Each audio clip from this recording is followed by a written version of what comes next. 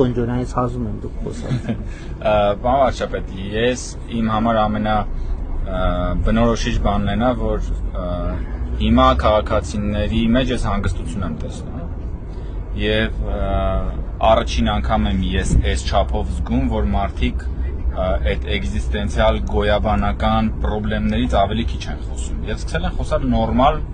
երկրներին զարգացող նորմալ երկրներին վերաբերող օրակարգերից թոշակներ, ապահովագրություն, ճանապարհներ եւ այլն եւ ես տեսնում եմ որ խաղաղությունը աշխատում է, այսինքն խաղաղությունը գետնի վրա սկսել է աշխատել ու դա հենց այս մեր այցերի ժամանակ ես դա տեսնում եմ ու իմ համար նաեւ միշտ էր հետաքրքիր վիճակագրություն, որ այսօր ես իմացա, որ 16 միլիոնի 16 պլյուս 5 միլիոնի ծրագրերով, որ օրինակ սահմանազատումից հետո այս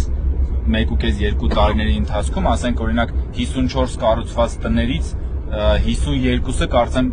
բնակավայր սահմանազատումից հետո է եղել։ Դա հենց քաղաքացիների արձագանքն է սահմանազատմանը, դա քաղաքացիների արձագանքն է խաղաղությանը։ Ինձ թվում է սա ամենաֆունդամենտալ բաներից մեկն է, ու այն որ մարդիկ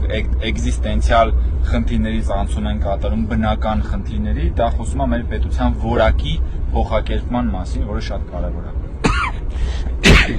Համաձայն եմ, բայց էդ էլ եկեք ասենք, որ շատ թիմակիցներ նաև քննարկումների ընթացքում էդ էին ասում, որ